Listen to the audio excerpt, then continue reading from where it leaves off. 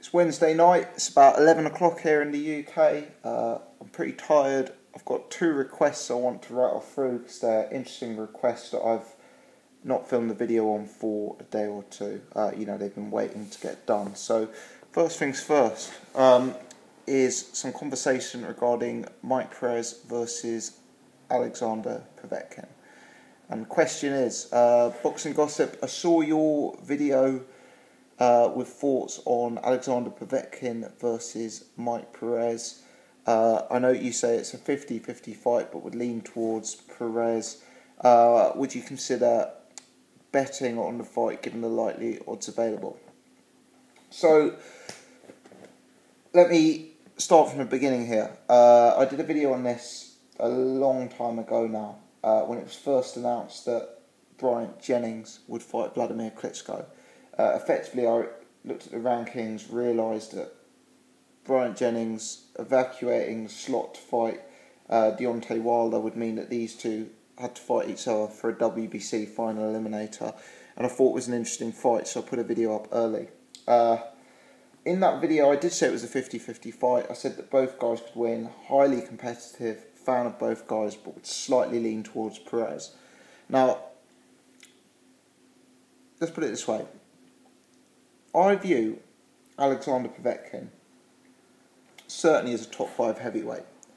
He's achieved a lot more and is a lot more proven than Mike Perez. He's bigger than Perez, although neither are overly big for a heavyweight. He hits harder than Perez,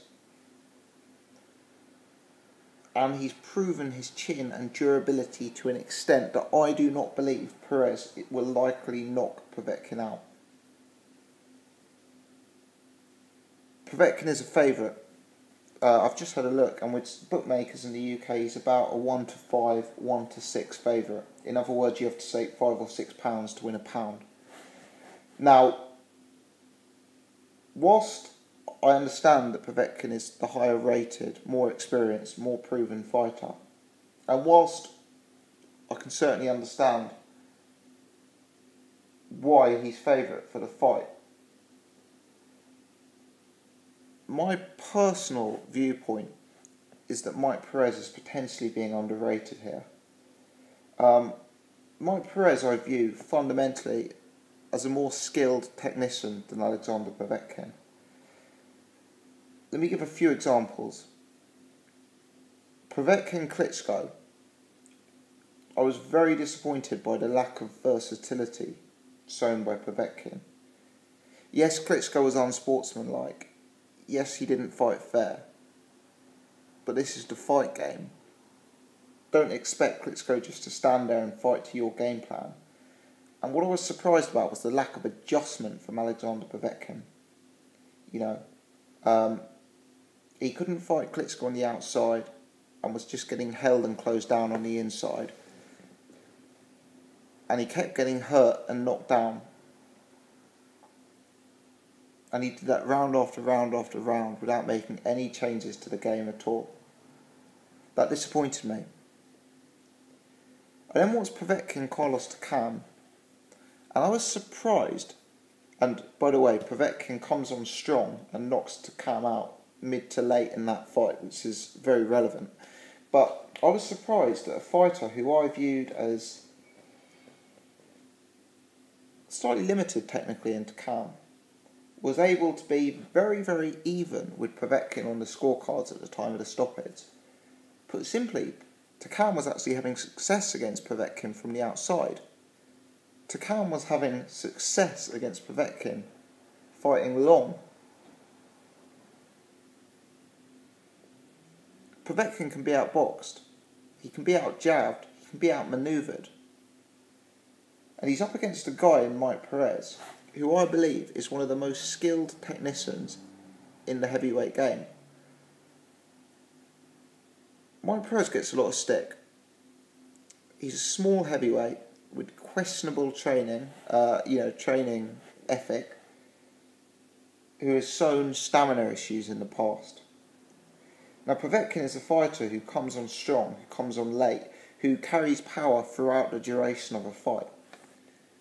And that is a risk with a fighter like Mike Perez, because if Mike Perez has emptied his tank and, you know, it's out of gas round 9, round 10, round 11, round 12, you know Povetkin is still there. And you know Povetkin is coming on strong and throwing punches that could knock a man out. But Mike Perez has a chance to take a very strong early lead here against Povetkin. And whilst Mike Perez does have questionable stamina towards the end of the fight, that stamina hasn't seemed to affect his durability in the past. I mean, we remember the Magomed Abdusalamov fight that ended in tragic circumstances. Some of the shots Perez was taking there. The Takam fight. The Jennings fight. Yeah, all of these fights, Perez struggled towards the end of the fights. But at no stage have I seen him being close to being knocked out. Now, Povetkin's probably the best fighter Perez has been in with. Povetkin is very likely the hardest puncher that Perez has been in with. I'd say Povetkin is definitely a harder puncher than Bryant Jennings or Carlos Takam. But these guys haven't dropped Perez. They haven't really staggered him, really hurt him in my eyes. And whilst his output drops and his movement drops towards the end of a fight, he's got a habit of surviving. And sometimes with fighters who have poor training ethic, you see that survival skills. I sometimes see it with Billy Joe Saunders in the middleweight division. You know, these guys who blow up between fights, they get used to having hard spars where they're out of gas, and they develop a sort of defensive construct and an ability to weather a storm, if you like. It's interesting. The point I'll make is Perez starts well in fights. Look at the Carlos Takam fight. I scored Perez the first 5 rounds in the Carlos Takam fight. Put simply, Perez schooled Takam in the first 5 rounds. It wasn't the most fascinating encounter, it wasn't the most violent encounter, but it was outboxing. It was fighting using a jab. Look at Perez Bryant Jennings. Perez is so slick with his head movement, with the angles he's using, with the jab that he's pumping. I struggle to give Jennings any of the first half of that fight, I really do. Perez was so dominant.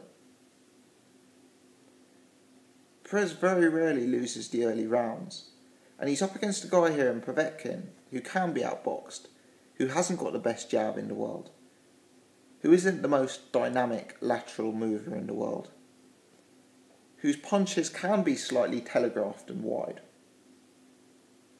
Yeah, as I say, compare and contrast Perez Takam, Povetkin Takam over the first 5 or 6 rounds. For me, Perez clearly does a better job using slick technical boxing skills. I could see Perez being too slippery, having too good a head movement. His head movement is exceptional, too good at angles. And even though he's a small guy, being able to use his jab and being able to steal early rounds against Povetkin, it doesn't surprise me whatsoever if halfway through this fight Perez is up 4 rounds to 2, 5 rounds to 1. It really doesn't. Now the questions here are twofold. Firstly, it's, has Perez trained hard? Will his stamina have improved? Will he be able to avoid fading late in this fight? And question 2, will Perez's chin hold up against the Povetkin power? I'm a huge fan of Mike Perez, as you can probably tell. I've watched him since the early days, I've followed him since Prize Fighter, and I'm sold on his chin, but I acknowledge he's not been in with a Povetkin puncher. So those are the 2 questions for me. But if Perez's chin holds up, if his stamina has improved even slightly, I don't see Povetkin outpointing Perez. I really don't. I can think we can eliminate that. Let's put it this way. I will eliminate here Povetkin winning on points, and I eliminate here Perez knocking out Povetkin. So I think the 2 options we're realistically looking at are Povetkin by KO and Perez by points. And I'd slightly lean to Perez on points, but I acknowledge it is a very tight fight. Povetkin is the much more proven operator. Povetkin has got the momentum. He's coming off good wins. I believe he's possibly more active than Mike Perez. He's got the power angle. You know, Povetkin is a worthy favourite, and I can understand why he's the favourite. But I don't rate Povetkin's boxing skills as highly as some people do. You know, the lack of versatility in that Klitschko matchup. He looked one-dimensional. He lacked a plan B. And for me, he's going to struggle against a guy as slick as Mike Perez. I think that Carlos to Cam form is key. Essentially, this fight comes down to unknown tangibles. Perez's chin at this level. How fit is Mike Perez going to be?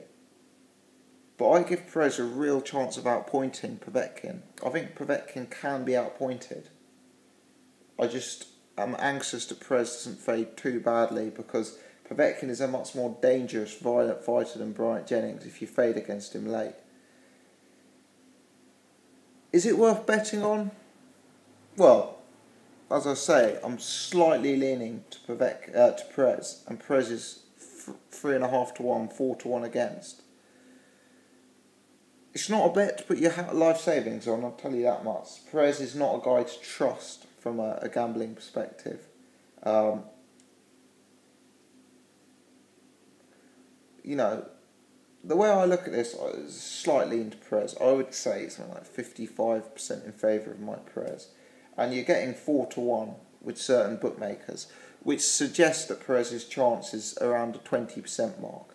So, if I'm saying Perez's chance is 50%, 55%, and the bookmakers are valuing him at 20%, maybe it is worth a bet. I mean, certainly, if you agree with my probabilities there, then mathematically it's worth a bet. But Perez is not the safest and most consistent of fighters, whereas Povetkin does have that solidity and consistency behind him. What I would say is Alexander Povetkin at 1 to 6 is a terrible bet. Yeah, that really is an absolutely awful bet. Anyone who puts 60 quid on Povetkin to win a tenner is a grade A mug, and I'll stand by that even if Povetkin comes out and blows out Perez in one round.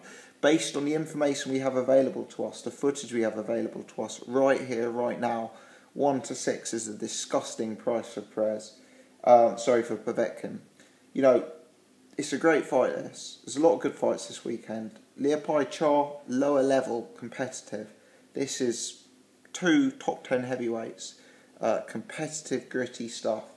The Gale Darrell, really, really tight, competitive action. I'm very much looking forward to it. Povetkin Perez, neither guy winning would surprise me. Perez knocking out Povetkin would surprise me. Povetkin outpointing Perez would surprise me, if I'm honest. I think Perez is going to take the early rounds, and it's going to come down to whether his stamina holds out to continue that momentum into the end of the fight, or whether it fades and Povetkin can land late like he did on Takam. Let me know your thoughts. As always, I'm keen to discuss.